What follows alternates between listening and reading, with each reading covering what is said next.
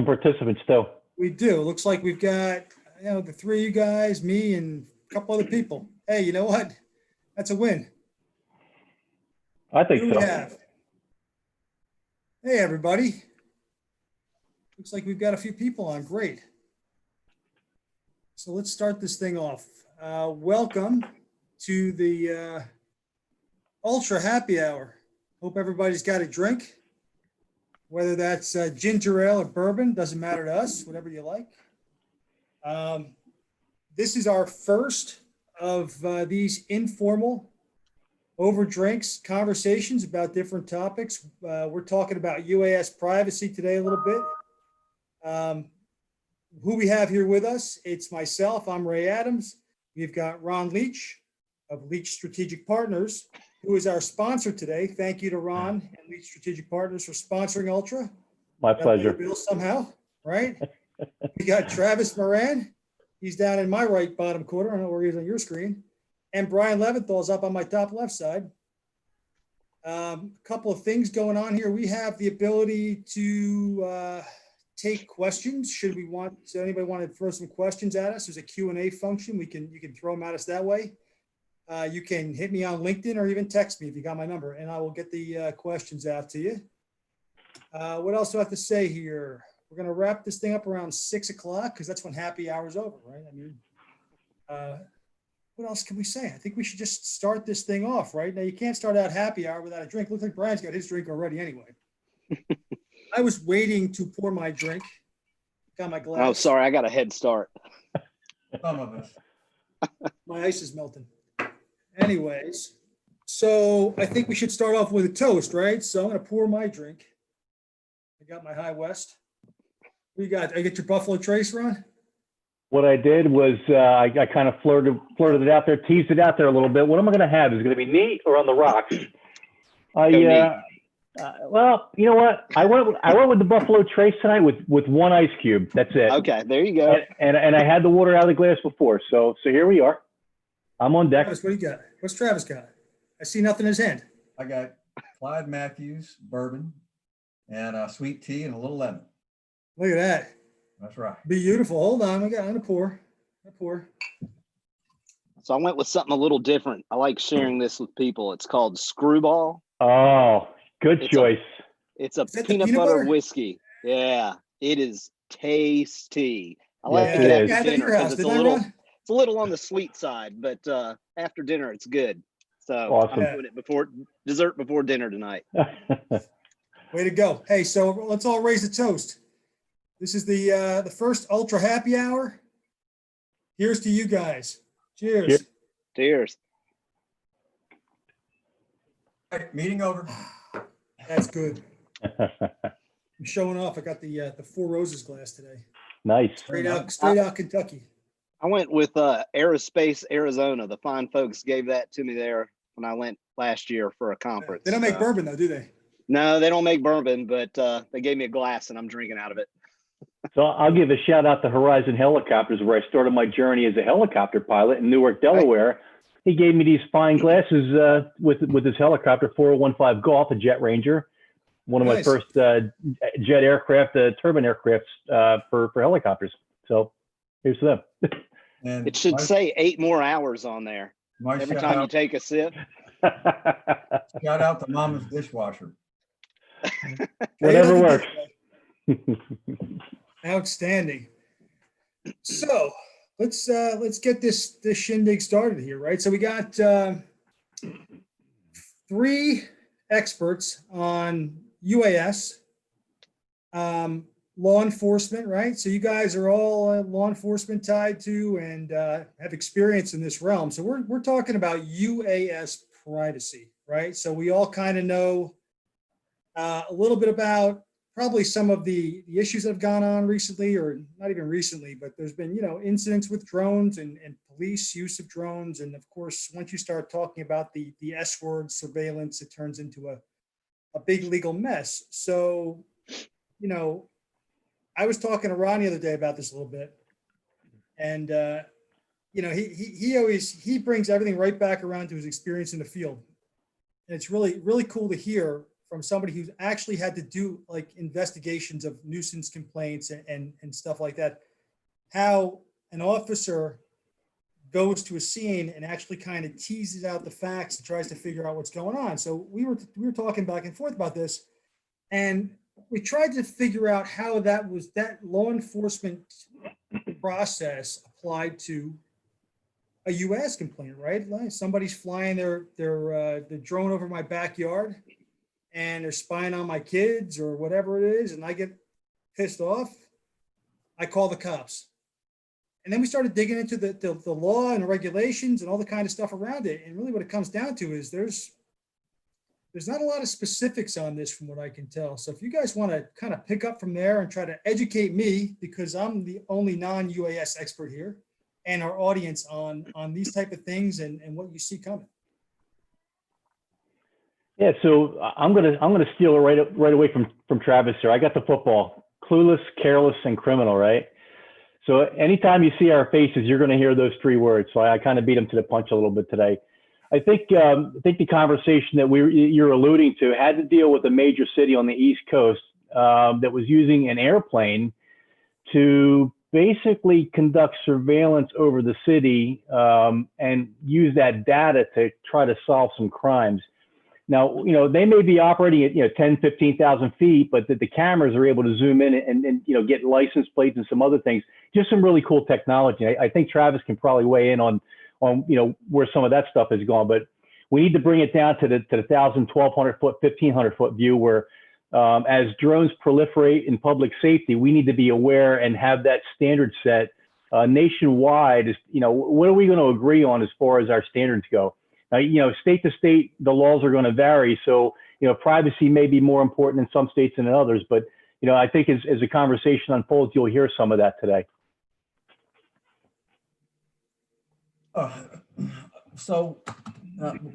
What Ron is alluding to, it's public knowledge. What happened in Baltimore, and it had been going on for quite some time in secret, and it actually had been going on in some other southwestern locales. Is a limited use of what they call WAMI technology, and it's wide area motion imagery.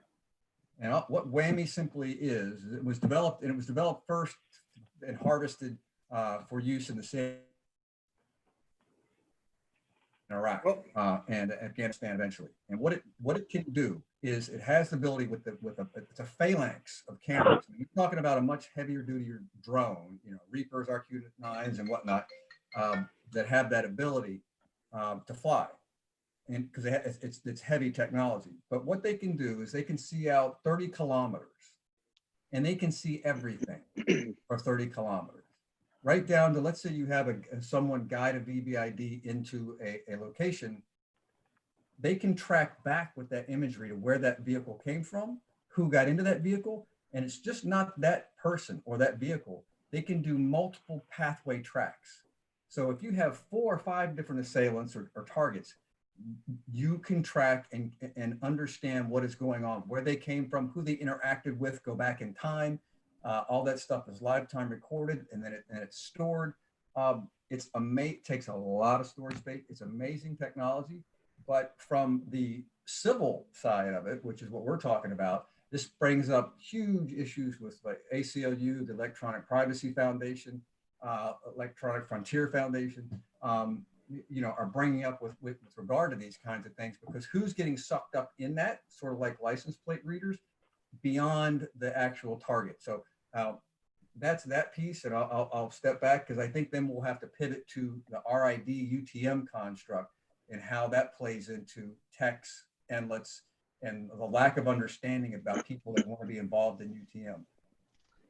So while we're kind of talking about the thing going on in Baltimore, I think what I found interesting when I read the article and kind of piqued my curiosity was they were using the imagery in conjunction with other sensors. So it wasn't just the imagery, they were using it with LPRs or license plate readers, gunfire sound detectors, and street level cameras. So I think it kind of puts a little different twist. I don't know. Kind of seems like it puts a little twist on how they're using that in that it's already being used with some other sensors on the street. Sounds like a surveillance state. What it sounds like China. It's like Minority Report, right? You walk by it, like read your eyeball or something like that, and it knows where you're going. That's what it sounds like to me. You know, it's So some of that I know has come up lost with, a lot of privacy, you know, over the last 10, 15 years with cell phones and with you know, just all of this technology out there, even license plate readers. I mean, really, that's, you know, you can't be zipping around anymore without somebody reading your license plate. But I guess there's an expectation that you're going to lose some privacy, but at some point, you know, we're not just talking about a government actor that's usurping, you know, your right to privacy. With a drone, it can be like your neighbor down the street can be, you know, taking pictures over your fence. I was telling Ron, I've got 15-foot hedges around the back of my yard by my pool. Like, you can't see in from the street, and my house is set way back. But you fly over my hedges with your drone, and you can see in my backyard, right? So, you know, when you're not a government entity or law enforcement, whatever you want to, anybody who's subject to the laws around, you know, surveillance, how do you control this? You know, how do you deal with those nuisance issues?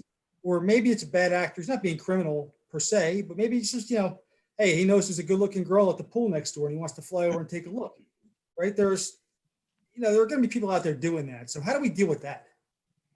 So I think we're kind of, go ahead. No, that's fine. I think we're kind of talking about two different things here. So the thing that's going on in Baltimore is definitely one set of issues. But when you start talking about what you're mentioning, Ray, that I think what's going to kind of help law enforcement from an investigative point would be something like remote ID. So, you know, if you've got somebody flying a drone over your house that you think they're looking at you, and you don't want that flying over you, you're going to have something that it's kind of like a license plate, something that lets you get some kind of identifying information that you can hand off to law enforcement that they can then find out who the operator is. But that's assuming it's something that's equipped with the remote ID. But I think both are important to talk about, but I think they're kind of two different avenues as far as privacy goes. So there's something that's important to understand is the lanes, right? Public versus public safety, you know, government kind of thing. We definitely don't want the surveillance state. 50 different states may have 50 different levels or layers of protection, constitutional issues. New Jersey, as liberal as we are with the government, actually builds in some extra constitutional protections. What's important to understand is we as everyday people, we give up a lot of privacy to this. Cell phones, technology. You know, we sign off on the end user agreement, nobody reads it. So the private companies, they can do what they wish with our data. It's when the law enforcement component comes in and knocks on the door and says, hey, listen, you know, we've been keeping an eye on somebody, and you know, they're a customer of yours. We'd like to have their data. And, you know, some of the lines are getting a little blurred there as far as, you know, how intrusive we're allowing people to be. You know, I think Travis is definitely has some opinions on the RID, and I think he's spot on with some of the shortfalls. So it's kind of a Pandora's box that Ron's talking about there, quite honestly. So to pivot back to what Brian was talking about, and Ron has heard me say this a lot of times, especially about technology. Technologists like to think that all the problems will be solved by technology, right? So let's build the technology first. We'll worry about the problems later. That's kind of what's happened with drones. Well, it's going to be great. We're going to build it and envision it from the sky. But the problem is it's about what happens on the ground. So RID is a step, but it's got so many pieces and parts and problems to it. And pivoting back again to what Brian was saying, if you get a call, let's say it's a harassment call into a neighborhood, and you pull up to that neighborhood, the officer pulls his RMP radio patrol car up to that neighborhood, and they, under the thought process, they stick their phone up in the air, and it tells them that, oh, there's 6 up there. All right. which one of the 6 do I deal with? If the complainant has a name and the person flying the drone is registered to that particular drone and is flying at that time, that may be where you direct your resources. The problem is, you've got 6, how do you delineate which one and where they are that you're going to first go to? RID has to understand, and FAA has to understand that if that is the construct, then all simultaneously, all 1020, I'm using brevity code, sorry, all those runs, registration runs, are going to have to be done simultaneously. Okay, and if someone comes, if out of that 6, one pops up as being a prior sex offender or something of that nature, because of limited resources in law enforcement, that's probably where you're going to want to direct your resources first. But that brings up that whole problem of, what about the other 5 that were also run incongruently with the one who may be a problem? And that's just the first pivot point. The second pivot point is, if you're going to have the public-private partnership running this, and we just had this, and I posted about this, I don't know where recently, and cell phone apps, that a private company is going to be in one of those micro UTMs, is going to have that interface of that data, because it only can be done from a micro standpoint right now and for the foreseeable future. They're going to have responsibility then for somehow connecting to NLITS, which is the National Law Enforcement Telecommunications System, Treasury Enforcement Communications System, where this is technically going to be housed through TSA, and then the bounce off of the Criminal Justice Information System with the FBI. The audit and policy and procedures to do that are unbelievably difficult and stringent. And so I don't know if these companies understand that yet, or I don't know how. I'm really interested to see how RID is going to look when they promulgate it here, hopefully in December. But these are very complicated issues that they've got, and I'll shut up. Well, just real quick with the audit process. The audit is to build in the protection for the public, so somebody isn't searching these databases inappropriately. So I'm sorry, Brian, you were going to say something? No. Okay. Just agreeing. Yeah. So, and here, Travis brought up another point too. The FAA isn't equipped to handle criminal justice information. They're an administrative agency. They're there to maintain the safety of the national airspace system. Are we going to now expect them to be responsible for records that may or may not expose somebody, who's just doing their job? If you get access to a criminal history, even by accident, frontline officers have to sign off and put their badge number or some kind of ID associated with any criminal history inquiry, and that's going to create its own problems as well. Go ahead. Yep. And who's going to link that negative information, right? Who's going to link the negative information that the FAA is going to have registration information, and then this person may have the sex offender registry or whatever prohibitive background, and linking those two is a huge administrative process. I don't know that should be linked, especially on the FAA side. Well, I don't think it should be linked on the FAA side at all, but Right. I think that's up to the individual officer to do the investigative process. If it's an instance where a drone's being used to, watch children or something where it would involve a sex offender, I think then it's incumbent on the officer to, go through the extra steps of matching the two people and searching other databases. I don't know that it should be linked. Again, definitely not on the FAA side. But that's the point. So under RID, how do you do that? If you, again, under that scenario where the technologists want to have ubiquitous drones in the air someday, how, as an officer, when we arrive and we're looking up there, do we discern which one with limited resources? Where do we steer our resources, particularly because they're not all in the same location? Right.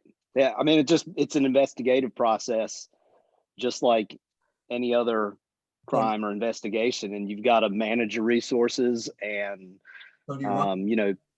use what clues you can get and your investigative process, and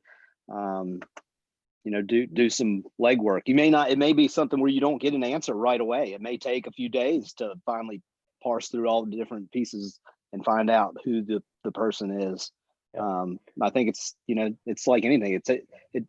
I think sometimes with technology, we want a quick, fast, easy solution. But I think, all this is new and emerging. And I think going slower rather than faster is in everyone's best interest, even if it means a couple extra steps for the officer on the street. The analogy I used with Ray with our conversation was, air traffic control. They want to get a plane out of their airspace so they can, it's less work off their plate. So we don't want to see law enforcement cutting corners and relying heavily on technology instead of doing the good old fashioned police work that's required when you're building a case. It's easy to go and check a database, but what are you there for? So, again, this whole thing loops into privacy and, how we're going to use technology to our benefit, and how are we going to investigate, drone issues when, hey, somebody's looking at my daughters over the fence, or, you have the realtor who's, just trying to do his job. And now you have, RID information available, and, the guy can say, hey, look, I'm inspecting a roof, but, now people are going to be vigilante potentially, or, Brian, I'm sure, you go to calls where people have nothing better to do, but complain, right? They don't call cops and say, Wait, hey, listen, I'm having a great day. I'm having a great day. Come on over and talk to me, right? Yeah, it doesn't work that way, right? I mean, just listen to you guys. I see so many different issues, like crossovers, like all the way up from like constitutional search and seizure kind of stuff, and then I see all these privacy issues on both sides. Right, the privacy is the information coming into the drone, via camera or whatever telemetry you have, and the information that's being on the drone itself, which you have to compartmentalize or something like that, and permission to some extent. And as a layman guy, right, I'm just thinking about it as if this idiot behind me wants to fly over my house and harass me, well, I'm going to call the cops. And real quick, Halloween was last week, so that voice has got to go. Is my voice messed up on this? You sound like a droid again.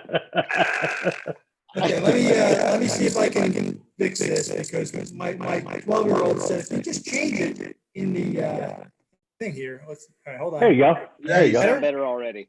I just got to keep changing microphones like every 5 minutes. Thought maybe you were drinking more bourbon than the rest of us. Well, no. If I start slurring, that's a different story. Okay, one glass. Well, that was a digital slur. No, start technology. getting 2 glasses deep, it might happen. Real quick before we move on, Rick, from what Ron said, the point he was making is I had a conversation 2 years ago. I won't say which company, but it was one of the big technology companies out of the ones that are involved in wanting to do delivery. Delivery, that business model. And I brought up that exact point that Ron was talking about, and that putting the cart before the horse, and that you guys don't understand. People call the police for everything. I said, sometimes a neighbor will start a mower at 7 a.m. on Sunday. They call the police, and they were engineers and technologists, and they looked at me as honest as could be and said, "Oh no, they don't." Yeah, yes, they do. Yep. Especially when you get old like me. You start calling out. Kids had a party the other night across the street, 9 o'clock at night. Damn kids. Call the police. I'm trying to sleep here. I'm with you. I mean, you pay my salary, so you call, I'm supposed to go. Well, at least that's what they tell me. Right. It's going to be. I was trying to figure out the other day, right? We were talking, Ron and I, like how do you translate what regulations or laws are on the books? Let's call it for a hobbyist, right? You got misdemeanor or administrative crimes, like, I don't know what trespassing is considered, or what the peeping Tom laws are considered. We were talking about the other day. Maybe they're misdemeanors. How do they translate over to using a drone? Like, is there any, do you need to get more explicit in local law or in state law about what these misdemeanors are classified as when using a drone? Or because, Ron and I were talking, it was like, well, what if you climbed up on a tree and you looked over some guy's fence? Is that the same as flying a drone over the tree and looking over the guy's fence, right? So how do we translate these things? So Well- I'm sorry. What started that whole conversation was there was an article recently about there's no national standard. And again, I briefly touched on 50 different states, 50 different layers of protection for your citizen. 50 different attorney generals have an opinion about things, right? So I'm big on, not reinventing the wheel. We already have laws on the books, and the drone is merely the new tool that comes onto the stage. So, like what Brian was talking about earlier, was like the officer really, it's incumbent where they really have to investigate what is it I'm here for, right? And the complainant has to explain to the officer, hey, listen, here's what happened, and here's why I'm bothered, and that's going to be the starting point. Whether they're using a drone or a cherry picker or climbing a tree or using a telephoto lens through a third story window, it's still the same issue. It's just, using a different technology for that. So I'm sorry, Brian, I cut you off. No, you just kind of, I was going to basically go with the avenue you just took. Yeah, it's just, I think a lot of it also comes down to, people and groups like us need to reach out to legislators and talk to them about what this technology is. It's kind of our responsibility to educate them and help them understand what the technology is, what it can do, what it can't do, so that we don't end up with crazy laws or we don't end up reinventing the wheel. So it's just being active and involved with that group as well. Yeah, this is going to be, I think, challenging. I just saw, it's funny, I just saw a post on Twitter that a local community across the county from me didn't realize that they couldn't regulate drones below 400 feet. And they put a regulation or a law on the books. And somebody was like just kind of mocking them on Twitter, like, what are you, stupid? You can't do this, right? I forget who it was. It might have been Brian Garrett Glazer or something like that. It might have been his post. So I actually I pinged him on Twitter, like, hey, we can help you out with this, by the way. But I don't know if there's an understanding at the municipal level about how these things work or what the potential is to royally screw up your municipal court cases going forward. How do we address that kind of stuff? What can we do, right? Well, it's a great question. Well, here we go. There we go. I win. That's what we're doing. I mean, we're just 4 guys, so you can't. How do you reach all the different municipalities? I don't know what the good answer to that is. I think if you hear stuff pop up in the news, if you wanted to try and reach out to a city leader or something, I don't know. I don't know what the good answer to that is. I mean, there's got to be so there are organizations out there like NASAO, which is the National Association of State Aviation Officers, right? They talk to all the DOTs across the different, whatever DOT aviation across the states. And then there's also in New Jersey's League of Municipalities, right? Which has a big thing with all the municipalities come down, and they do presentations, and it's basically a big political thing. But anyway, yeah. So there's got to be some way to, get the dialogue going, get people toward a standard.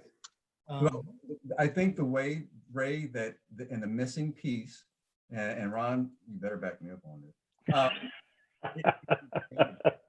Is you got to what he said. He hasn't said it yet. IACP, the National Sheriff's Foundation, need to get involved heavily in the policy piece of this, along with the municipalities and the states. I mean, there's a whole governance thing of what you're talking about, Ray, where there's municipal, I forget what they call them, like county and city administrators.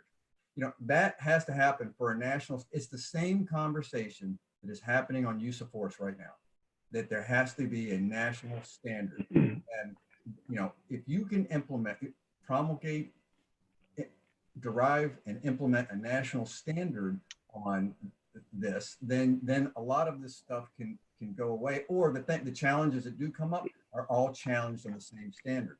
And that's the problem. And I think that to be able to do that, it just takes, I mean, like the drone advisory committee. Well, for a long time, the drone advisory committee didn't even have a single person with law enforcement experience on it. Well, how does that work? When it's, I mean, it makes no sense.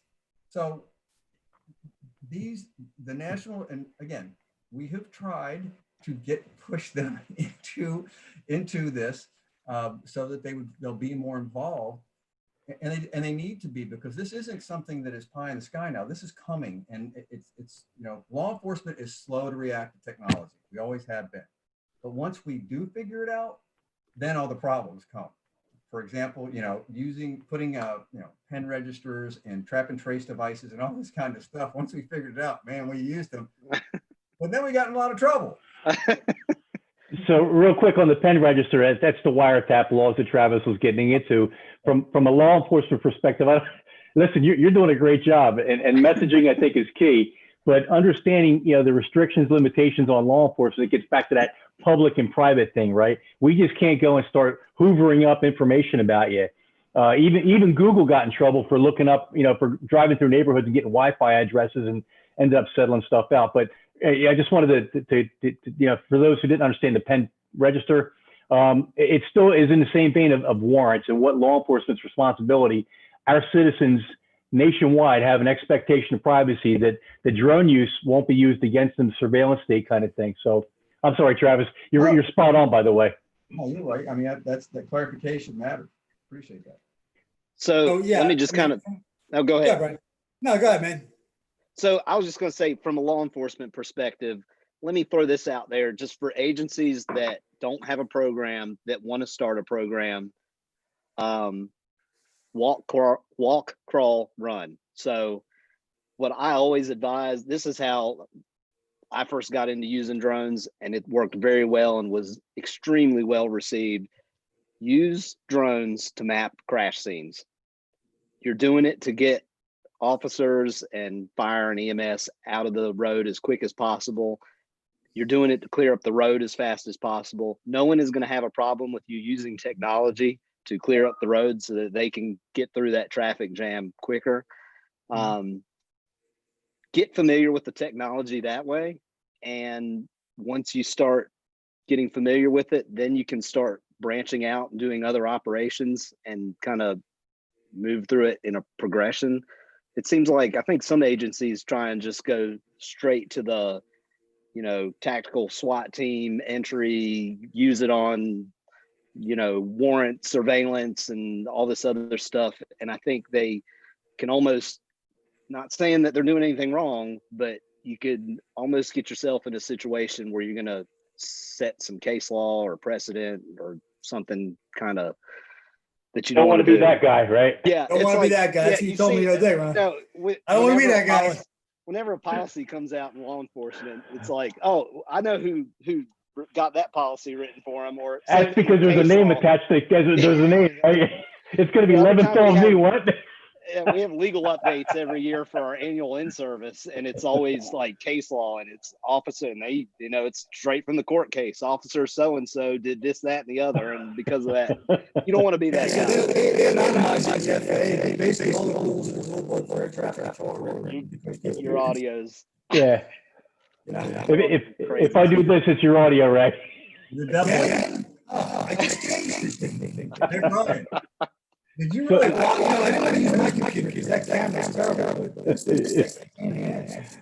No good. So Brian is going to be a helicopter pilot now. Yeah, you're good. Brian's going to be a helicopter pilot now. He's joining the ranks, so he's going to get to see, and it kind of touches on the drone stuff. So police aviation is nothing new. We've been doing this for years, probably as long as we've been flying. There's been a use for it. So if I'm flying along and I see a marijuana field in my area of responsibility, that's fair game. But if somebody, a police department calls up and says, hey, listen, we think there's some stolen equipment behind this fence. Can you take a peek for us? No bueno. That's my Spanish for the night. You got to go and get the warrants and do your due diligence and investigate the case properly. And that's what's important with. And Ray, you brought it up several times that, the easy access to drones and public safety proliferation, they're going to realize just how good this tool is. And Brian, it's called mission creep when you realize how good it is here, right? Right. What you start off doing is you may not expect, to be doing down the road, but having that understanding, I think, is really important. That if you could see it, and Travis, you could probably talk about pole cameras, with your background there, in surveillance technology. If you're authorized to be there, it's fair game. It's in the public domain. But if you try to use technology to get unfair advantage, that's where I see a privacy issue. That's where I see UAS, UTM, all that stuff as being a problem for us, and possibly getting that tool limited for us.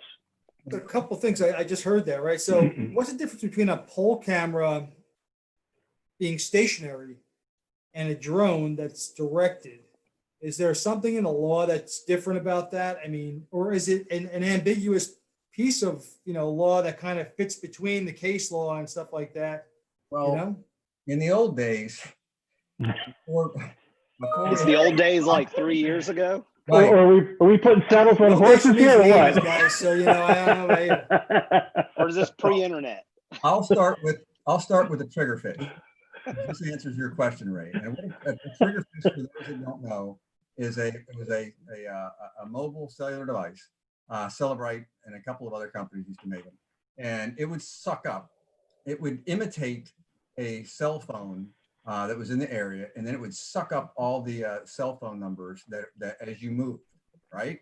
And back a few years ago, you used to be able to get that under the smallest of administrative, a court order or less sometimes would get you the authorization to use a triggerfish. Until someone woke up and was like, wait a minute, you're sucking all this information up. You can't do that, right? So that was the mobile application, which is typical and kind of congruent with what Ron was talking about with regard to a pen register. But a pen register is protected. It also required a court order. Now it has to have a search warrant. And so a pole cam is still the same kind of construct but it is fixed, but you do have to articulate a reason to be there. And that's the key. Administratively, you're going to have to be able to at least get over that hurdle. Some agencies have administrative power to do it for national security investigations and whatnot, but most don't.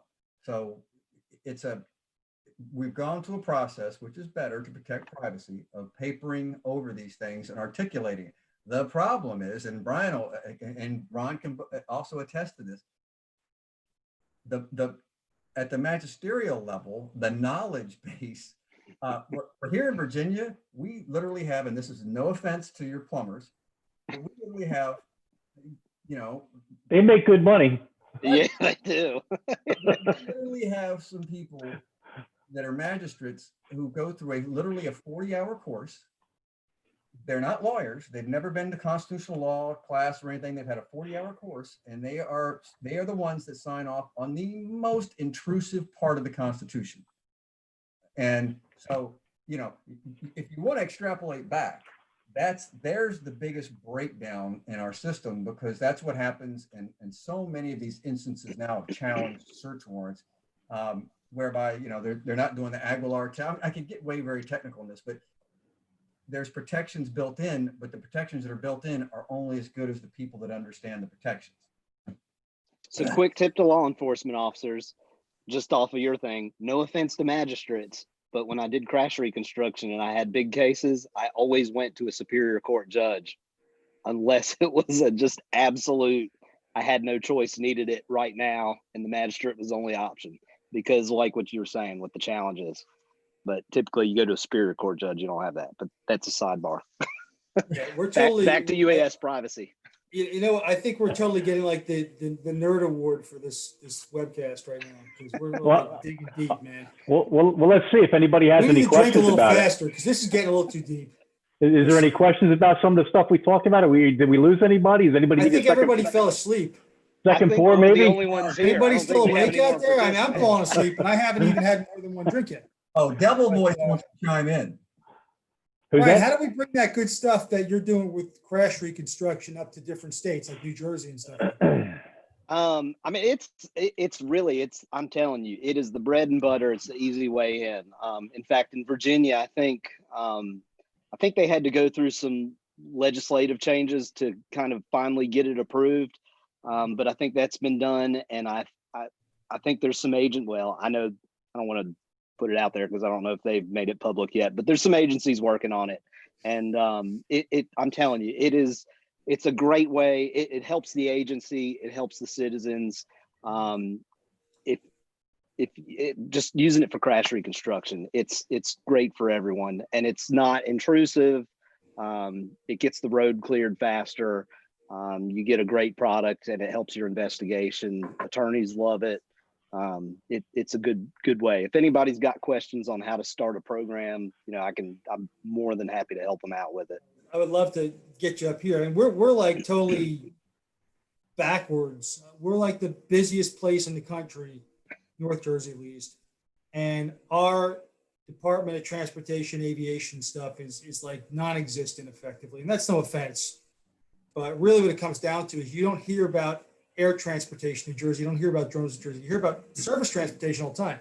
You hear about rails and roads and stuff. And the Port Authority, that runs the airports, they deal with, the aviation stuff, but you just don't have top executive level support for these types of things in New Jersey. And I really think that that's something we're going to attack once this COVID thing ends and we can actually start pounding the pavement a little bit, because it's not an easy thing to do on the phone.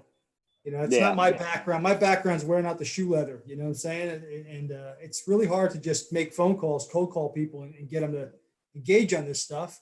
And the executive branch is all wrapped up in dealing with COVID and dealing with elections and all the stuff like that. So it's really hard to penetrate that noise, you know what I'm saying, without getting in front of people. Yeah, that's one thing we were fortunate in North Carolina. DOT does have a division of aviation, and they had, I'll give them credit. They had a lot of foresight, and they actually created a UAS division within Department of Aviation at DOT, and that's helped a lot of things in North Carolina. They helped us with acquiring equipment and training, and kind of doing things to get the word out and let other people know what we were doing. So that definitely does help, and hopefully New Jersey and other states will embrace a similar model, because it really does benefit everyone, and it's it's not an intrusive way to start using the technology. So touching on Brian's point about opening the highways up and the citizens love it. Working with Rutgers over the last year, there's a big interest in developing drones for accident reconstruction, but there's no consistent policy, and I think that's what's kind of lacking. The Division of Aeronautics falls under the Department of Transportation in New Jersey. They wanted to have a model based on North Carolina. It was what works in North Carolina may not necessarily work in New Jersey, and same thing up here.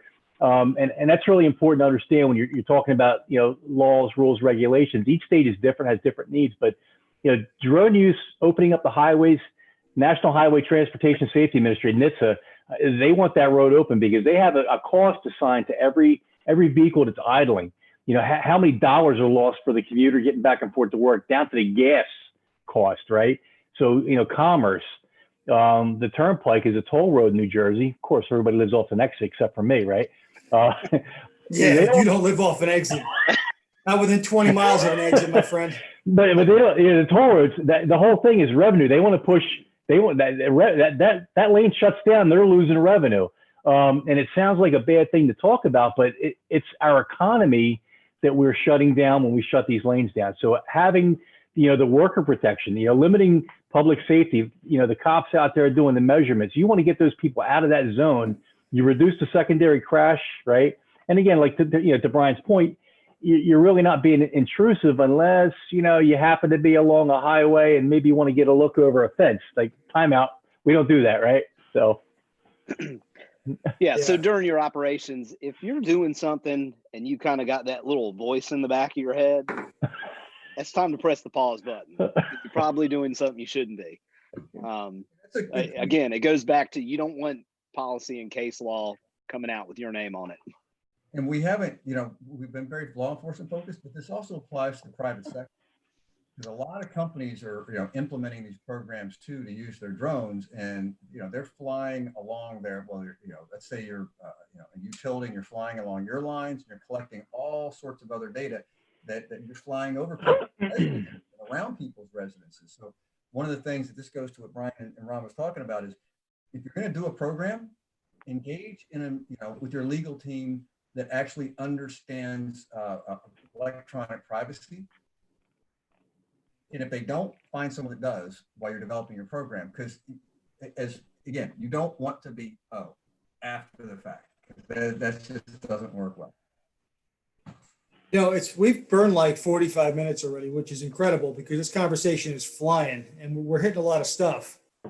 I haven't had any questions out there at the moment. Like I said, I think we put a lot of people to sleep with this nerdy conversation we have going on here. You know what? I think we're just educating people and answer all the questions, right? Anybody see that game on Sunday? The Giants they lost again. They were ahead and they snatched defeat from the jaws of victory. That's the New Jersey Giants, right? Jersey Giants, yeah. That team. We don't really want them. We got the Jets too, and between the two of them, they can't make a football team. I mean, it's really what it comes down to. There's high schools in New Jersey that would play them and win. So it's just bad. It's just bad. It's I just want to go real quick. If anybody out there, our whole people that are left that aren't sleeping, want to ask any questions, please throw them up there. I want to thank Ron again for sponsoring this, Leach Strategic Partners. Ron does a lot of work for municipalities, and if you're a municipality or if you know anybody in a municipality who wants to start a drone program or fix their drone program, Ron's got to go to. We're always looking to help out in any way we can.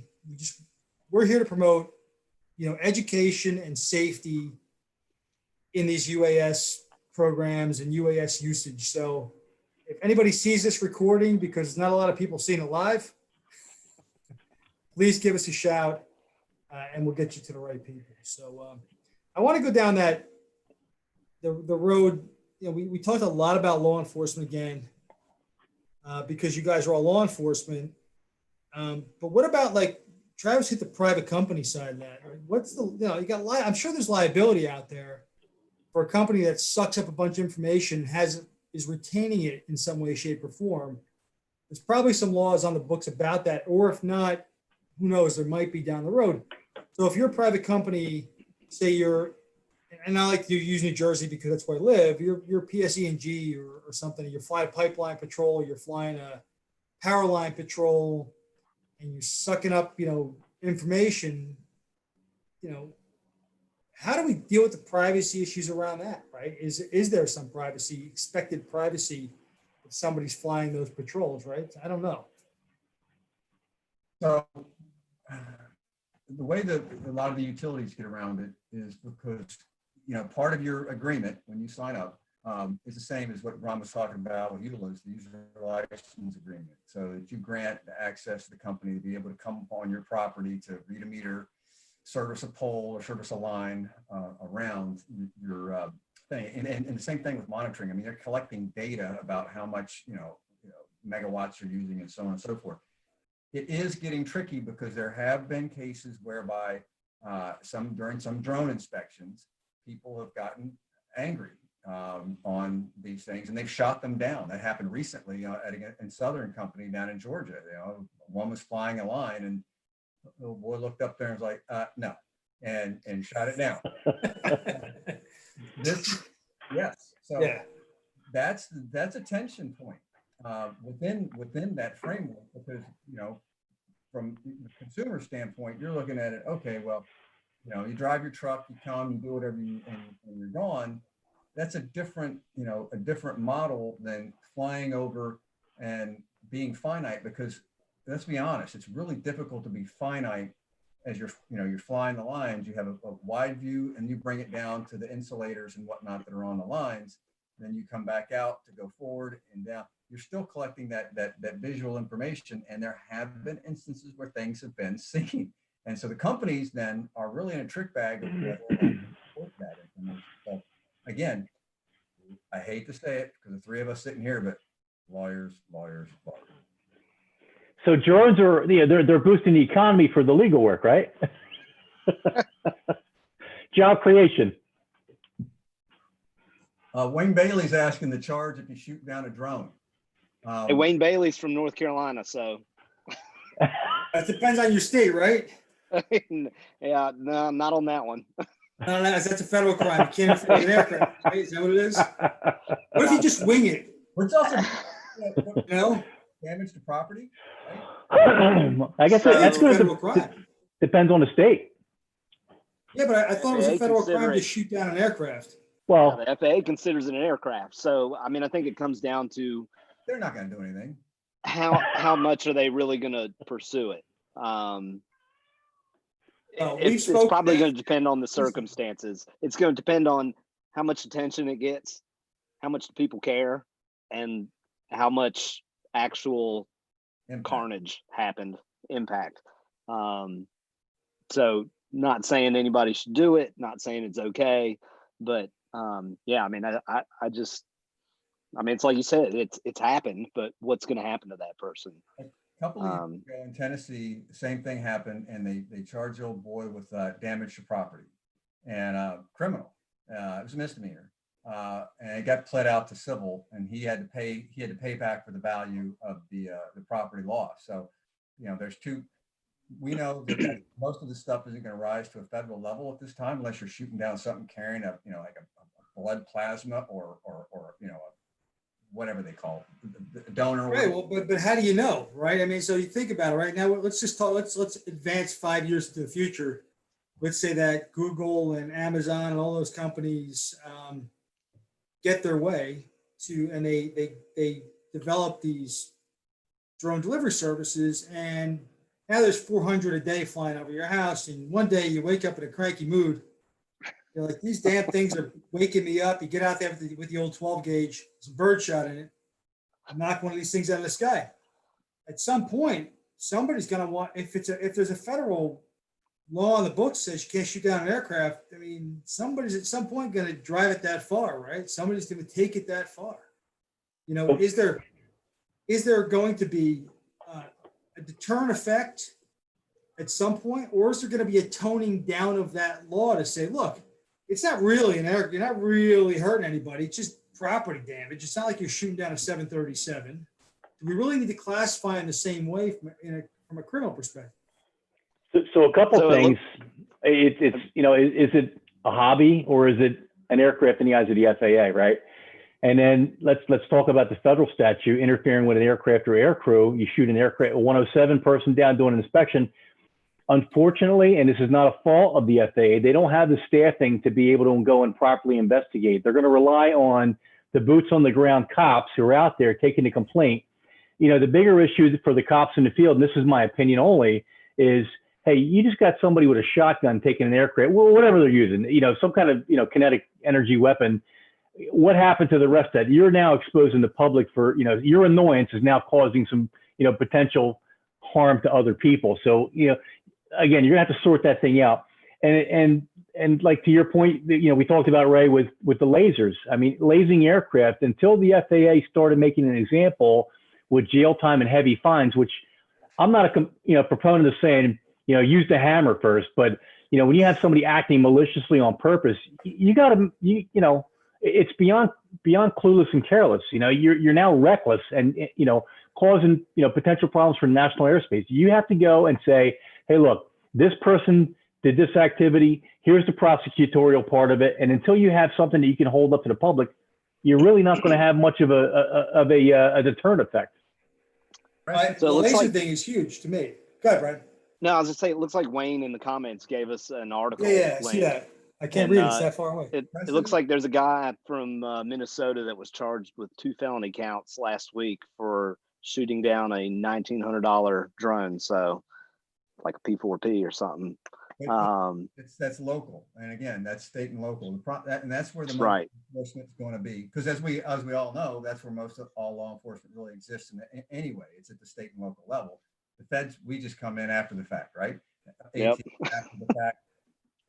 That's right. And it circles back to the part of the remote ID.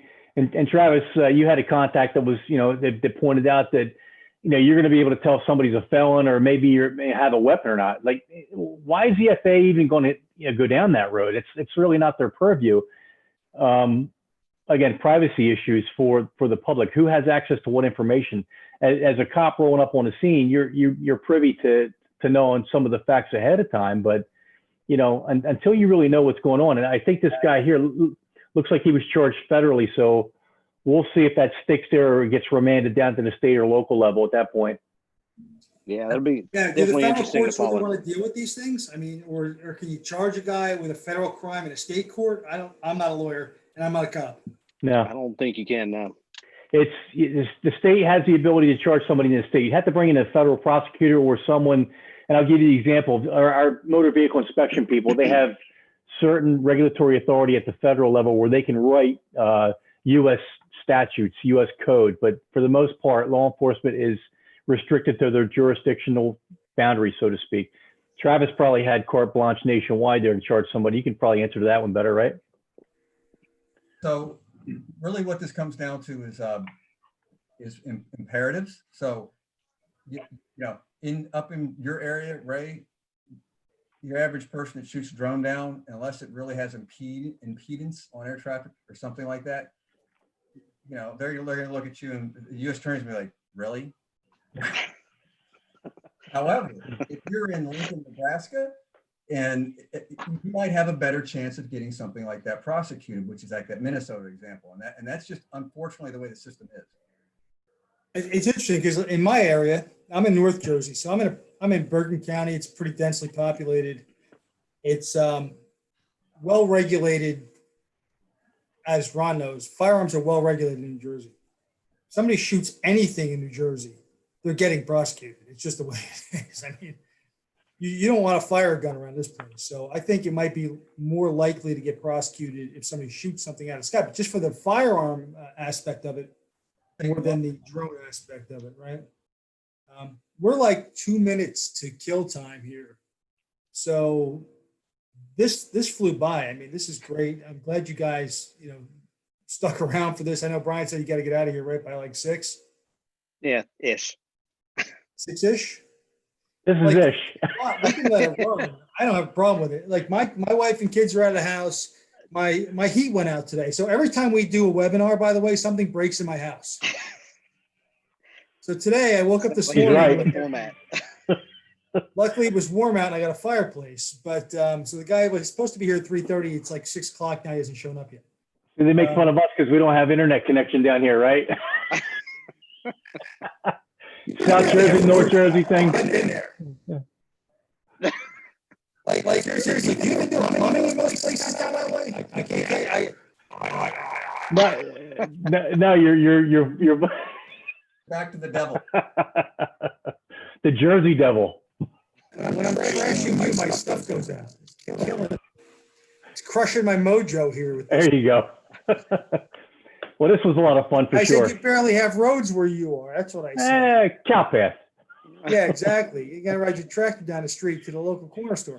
See, so you Southern like boys. North Carolina. Yeah, see, you Southern boys, man. See, I see what I got to put up with here in South Jersey, right? Yeah, I'm one of those North Jersey elitists. That's what I am. Drinking my bourbon. Kentucky. Actually, this bourbon is from Park City, Utah, by the way. This is the elitist bourbon from Park City, Utah. So is it really bourbon then? Oh. Well, yes, bourbon doesn't have to be made in Kentucky. If you've never been to Kentucky Bourbon Fest, they'll teach you that. New oak barrel? Yeah, there you go.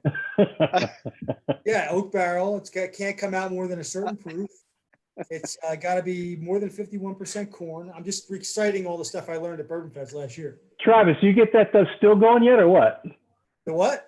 That's still, the Travis, you get that still going? I see Moonshiners. I watch that TV show. Now, I think that's also in North Carolina. Well, I do want to paint with a broad brush. Yeah, funny story about this High West. I happened to be working out in Salt Lake City, doing some stuff for FAA, and I was staying up in Park City because I'd never been there. And I'm just kind of cruising. I'd seen High West before, had it, never knew where the hell it was made. I'm strolling down the street, and lo and behold, the High West Distillery is like right down at the bottom of the hill in Park City, Utah. So, And the clouds parted and the sunbeams came down. Yes, I think this bottle actually might have come from, I think I might have stuffed a couple in my suitcase.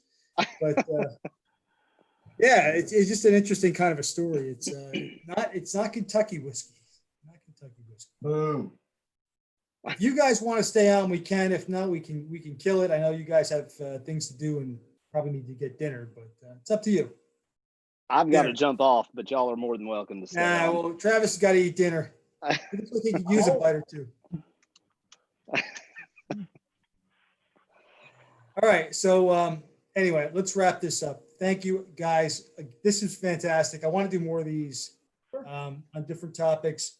We have plenty of whiskey, and I'm hoping we can. I want to roll through my collection one at a time, drinking these things as we go. Everybody who showed up and everybody who stayed awake, thank you very much. We really appreciate it. This is going to be posted on the website. It's recorded. We'll post it on the website. I got to figure out how to do the YouTube thing. I have no idea because I'm not that tech savvy. My 12-year-old will probably know more than I do. My 7-year-old will probably know more than I do. But at some point, we'll do that. Anyway, Leach Strategic Partners, Ron Leach, thank you very much for sponsoring this. And My pleasure. You have a great night. Cheers. Cheers. Cheers.